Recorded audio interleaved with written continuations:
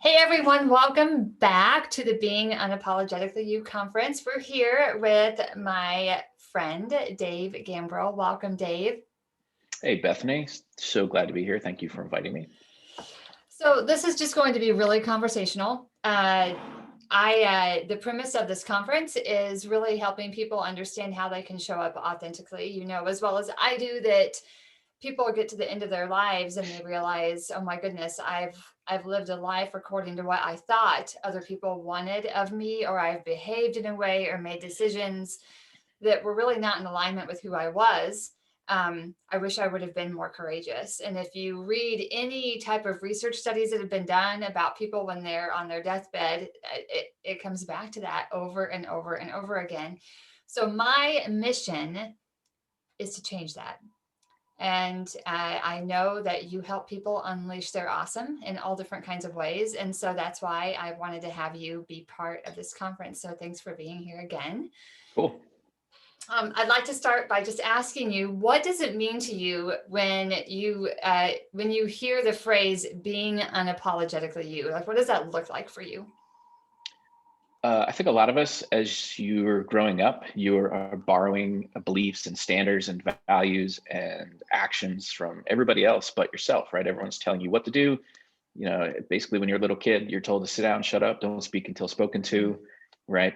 Paint inside the lines, color inside the lines, all that jazz, right? So it's all about conformity.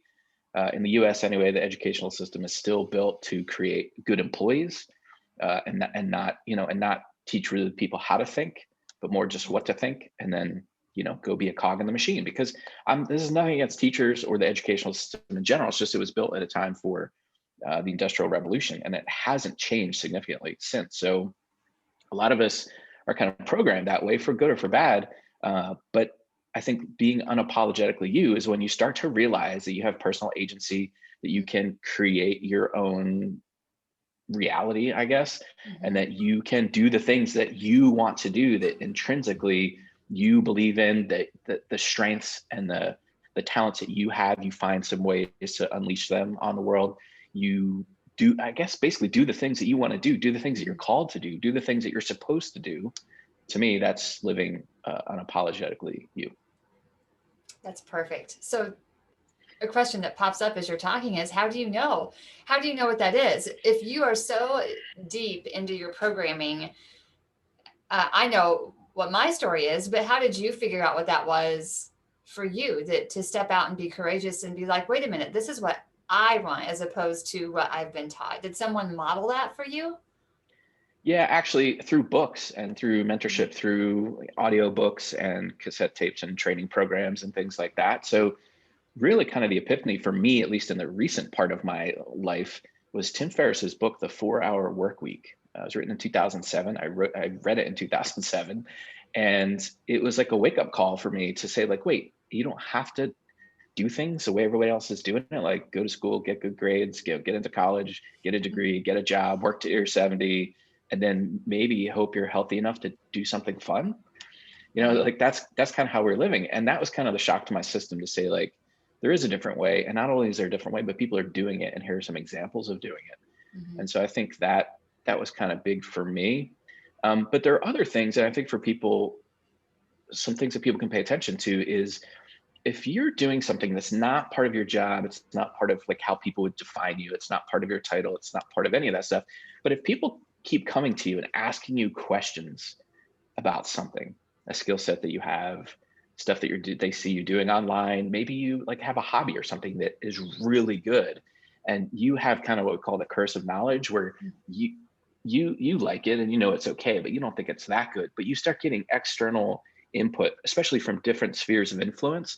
So maybe it's not all people like in your knitting group or something, but like somebody outside of that is like, wow, that's really cool.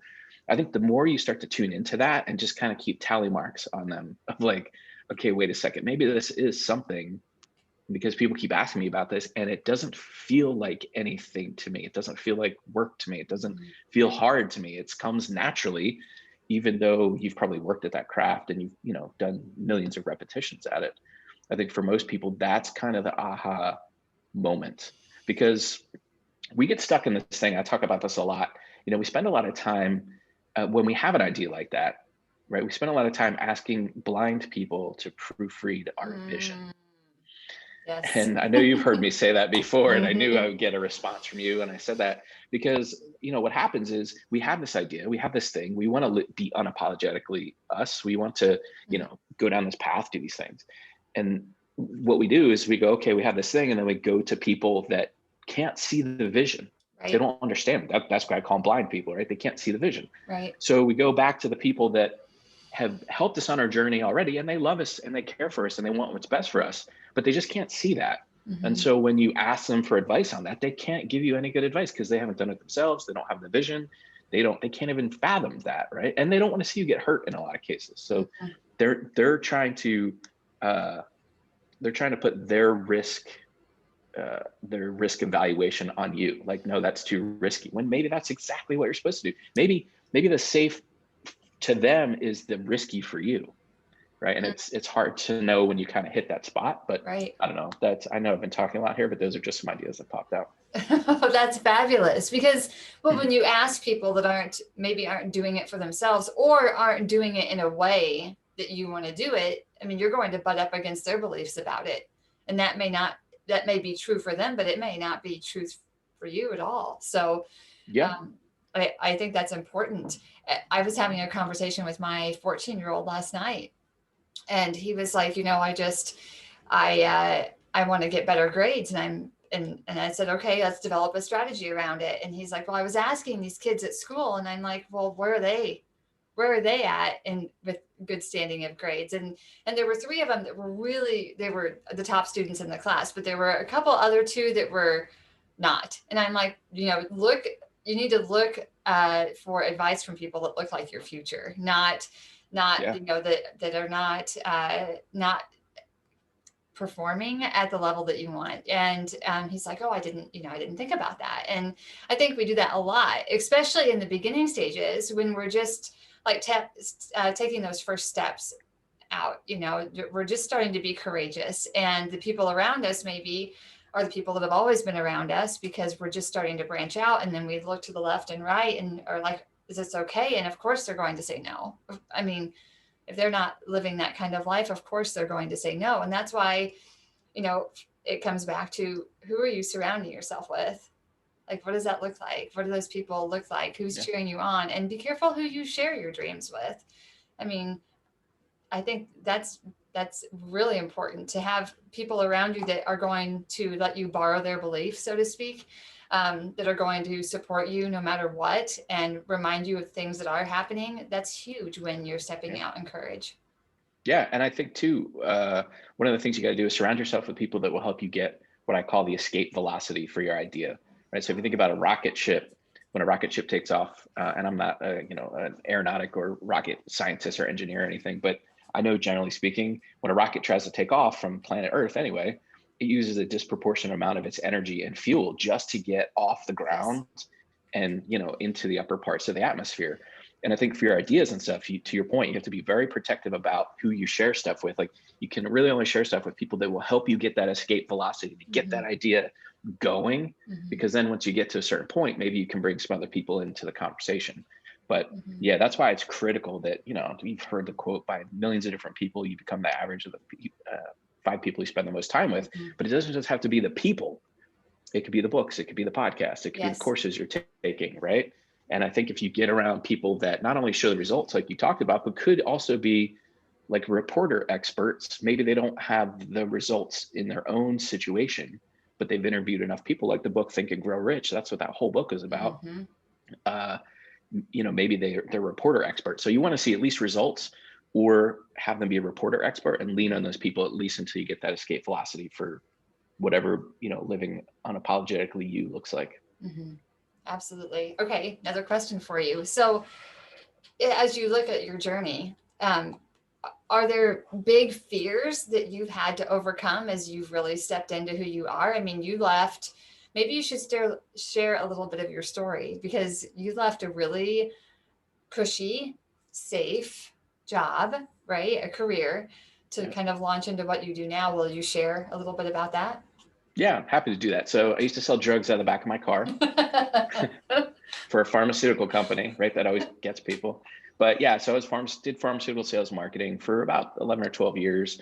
And, before that, I did some other sales roles. I worked in professional sports. I did advertising, sales, and marketing. So like if you see the logos in sports arenas or sometimes on the TV during sporting events and stuff, I was selling those.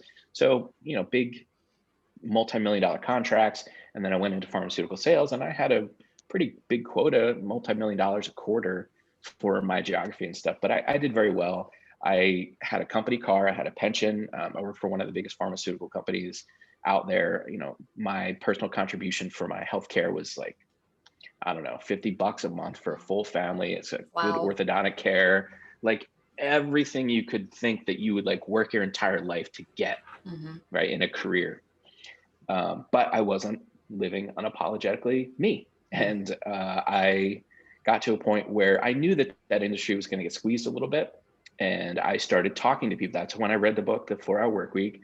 I started to talk to other people who had kind of made the escape from the corporate thing. Mm-hmm. And yes, almost everybody I talked to, with the exclusion of those people, was said I'm crazy. Like, because I had the golden handcuffs, right? I had a pension, a 401k, a company car, they paid my car insurance. I had a gas card where I didn't pay to put gas in the car. Like I had everything. And the irony is, I was on a ward trip in Cabo San Lucas, Mexico, that they paid for. And Carla, my wife, was with me, and we were there for like a week.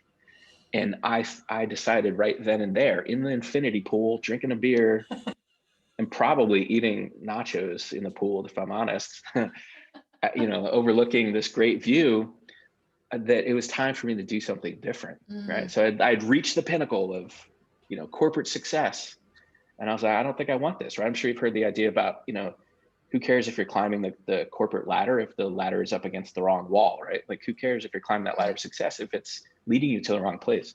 So that's kind of when I had the aha moment. Like, this is great, but it doesn't feel great. Mm-hmm. Like, I don't feel like I'm serving people the way I'm supposed to. And I came to the realization at that point, what I really love to help people do is help them unleash their awesome. It took me a long time to put those words around it, but my job was getting less and less of educating my customers, which are physicians and nurses and prescribers and everybody else in a healthcare setting. And it was just transactional. I was like a well-dressed, high-paid UPS delivery guy. Mm-hmm. Like, I was just delivering drug samples to their offices. And I didn't feel like I was helping people. I didn't feel like I was changing lives. I didn't feel like I was doing any of that. And so, yeah, that's when I made the escape. So I started working on my training and consulting skills, my coaching skills. I did some of that internally. And then I got some external certifications and stuff, but I used them while I was still working internally. I would call myself like an entrepreneur. Mm-hmm. And then I kind of got those skills ready to go. I got some proof of concept outside of that. And then I decided it was time to leave. And that's when I really got deeply into doing my leadership training and coaching and consulting business, which I still have. That kind of runs on autopilot.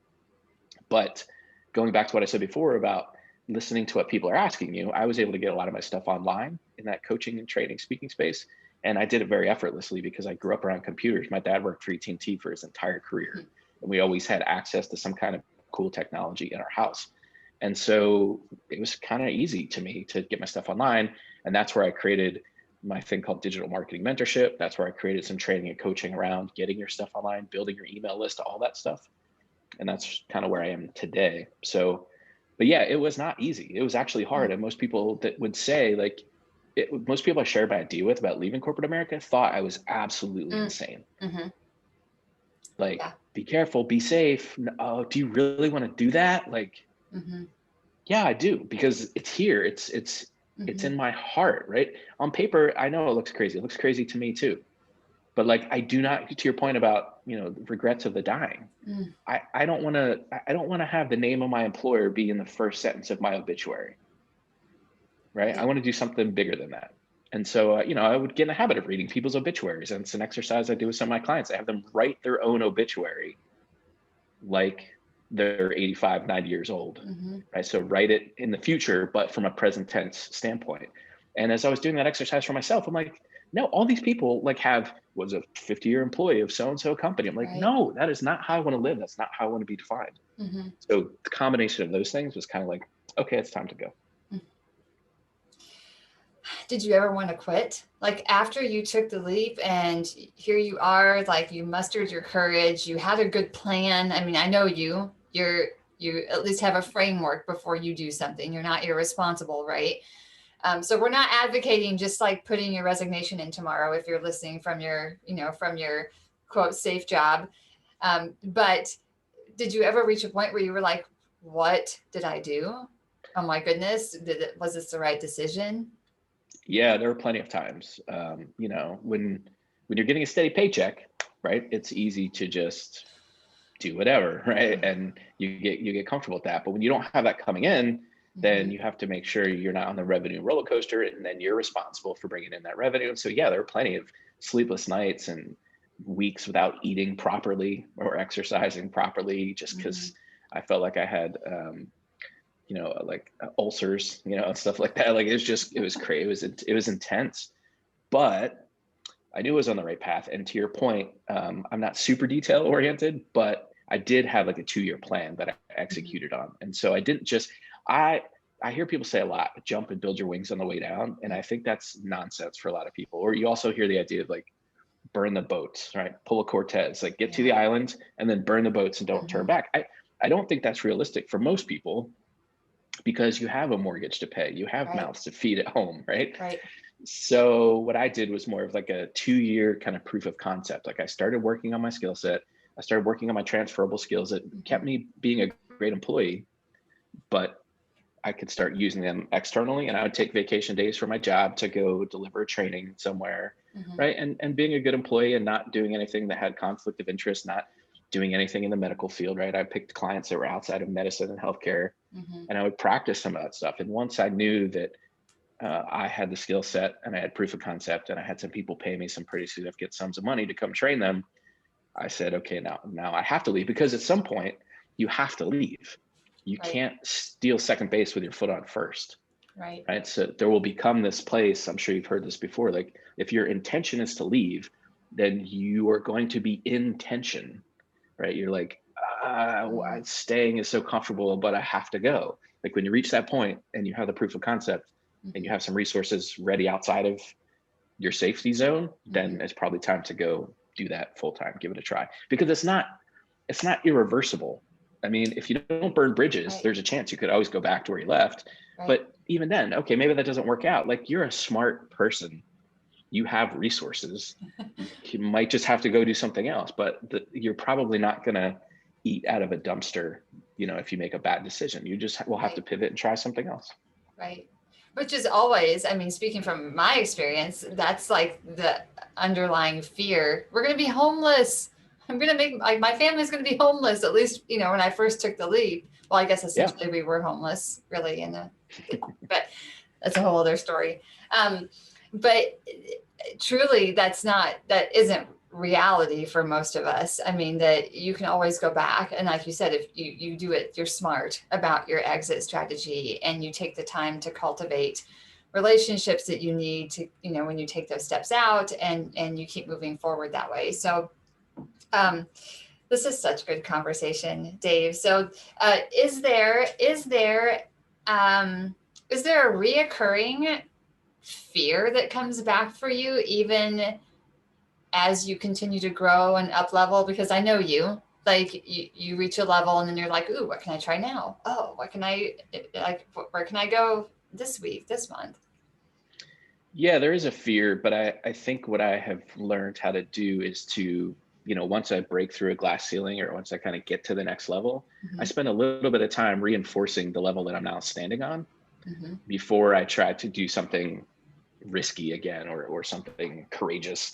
So what I tend to do, like right now, like when I first started doing this, it was leadership training and consulting, and I was trading hours for dollars. Like if I wasn't in a classroom or doing a presentation, I wasn't getting paid. And that's when I realized very quickly, like that's not sustainable. I'm going to burn myself out. So I need to figure out some other revenue streams. And so that's when I started putting in a couple other revenue streams that were mostly recurring revenue stream type things, so that at least it would flatten out the revenue roller coaster for me. Because you can't perform great when you're freaking out all the time, right? And part of my job was like, you have to show up, right? And you can only compartmentalize so much. So I had to make sure that I was like taking care of my own psyche and doing the self-care stuff. But then when I would reach the next level, yes, there is a devil at every level, but I would make sure that I would like kind of reassess what's happening, marshal my resources at that level to fight the next devil. It's almost like a video game, right? You play through a video game, and then there's like the big boss at the end, right? And then you defeat the big boss, and then you just go to another level. And then there's a bunch of little things that you have to beat, and then there's another big boss. So, that's no different when you're trying to go down this path. So yes, I still do have fearful moments. I mean, even when the pandemic started, I was like, what? Even though my stuff is online, I was still like, wow, this is crazy. What's going on here? Doubts and fears crept up. And then quickly I figured out, well, wait, I'm well positioned for this because I teach people how to get online. And so that worked out really well. But yeah, it happens a lot. I mean, I think if you're trying to do big things in the world, yeah, you're always going to have some doubts and fears that creep in. That's why it's critical to get around people that are ahead of you on the path, whether it's through paying for coaching or masterminds or whatever, or just reading books or, just watching those people, because those are the people that when I have doubts and fears, I lean on them and they just, kind of reach back and say, come on, you can do it. Come on. And that's been critical for me. Love it. So as you were talking, I wanted you to know that I had heard about the 4-hour work week from you. It's been years ago now because I've followed you for years. And last week I referred it to a client because I think I have a client that is feeling stuck, and I don't think he realizes that's where he's at. And so it's so interesting how when you get around people that elevate you, that there's lasting impact and lasting ripples and lasting things that happen. There's so many things that happen that come back to the people that I have chosen to surround myself with. And I'm sure you could probably look at things that have happened in your life and career and, see, oh my goodness, I learned that from him. And then look, I applied it, and then look where it went. And that's pretty amazing. You bring up a really good point before you jump into the next question. I applied it. Right. I applied it. We've been talking a lot about, getting around good people and reading good stuff and all that other stuff, but knowledge is useless without implementation. So the difference between me and I think other people is that I'm okay with applying it, knowing it's not perfect, and I might have to fix it on the fly, but I learn from the process. Yeah. So yeah, you have to apply the stuff that you're learning. Right. Absolutely. I know there were years that I was essentially an information regurgitator. Like I didn't understand how to apply. Actually, it wasn't until I got a coach that I started to see the blind spots, the things that were stopping me from applying it that I couldn't understand on my own. Then I was able to kind of break through that and move forward in big ways. But you're exactly right. Knowledge alone doesn't, I know I shouldn't have 4 cups of coffee and, this is number 4. So knowledge alone, you have to apply, it. So excellent. Well, Dave, how can people, well, maybe you should describe a little bit of what you help people with specifically, and then let them know how they can connect with you. Okay, thank you. So as you can probably see over my shoulder if you're watching this, I have a Facebook group called Digital Marketing Mentorship. If you just search that on Facebook, you'll be able to find it. But I spend a lot of time in there teaching people how to take what they know and monetize it online. And so I really focus on a lot of the people that we talked about in this conversation, people that are transitioning from a career and they want to do that, or maybe they have a side hustle, they dip their toe in the water, but they just can't figure out, or they're overwhelmed with the choices. There are literally over 8,000 choices you can pick for you. That's not a made up number. 8,000 things you can put in your marketing technology stack for your email service provider, how you accept payments, how you publish your stuff online, build your funnels pages, all that jazz. So what I do is I kind of help simplify that for people. And the way I've been explaining it lately, which I think resonates, is if you're going to become a physician or a nurse or anybody in healthcare, you have to learn anatomy and physiology and medical terminology first. You can't do anything else if you don't learn those 2 things. And so for me, I kind of do that in the digital marketing space. So I teach people the basics, the foundation, the strategies, the tactics, the language, the nomenclature, whatever. So I do that in that group, and I have some other things that we do with that. I also have a podcast called Unleash the Awesome, where I talk about more about the mindset of that stuff. I don't get into the technical stuff because it doesn't translate very much in audio format. But between those 2 things, I help people unleash their awesome, mostly online. And so one of the things I have for the people that are participating in the summit too, then I was telling you before we started recording, this kind of spurred me to actually do it. I will have something called Tech Tools Tuesday. And so you'll be able to go to the link wherever you're watching this episode, and you'll be able to click on that and get access to every Tuesday. I'll be sending out information about different tech tools you could be using to build your business. Because that has actually become my sweet spot. The leadership training stuff, I still do that, but a lot of the stuff that I do online is where people struggle. And especially in the last year, people have really needed to figure out how to get their stuff online. So that's where you can find me. But if you just search my name on Google, you'll find me. I control the first 2 or 3 pages of search results. So I'm not hard to find. I'm on Instagram, I'm on Clubhouse. You can probably find me anywhere. Excellent. Thank you so much for your time today. And I'll be sure we'll have all of this in written form as well. So if you are driving and listening, or maybe you're just listening to the audio and aren't in a place that you can write down, you'll have all of this in written form as well. So thanks so much for being here today, Dave. I appreciate your time and your wisdom. I feel inspired to take some more action after spending time with you. Awesome. Thanks for having me, Bethany. It's been fun.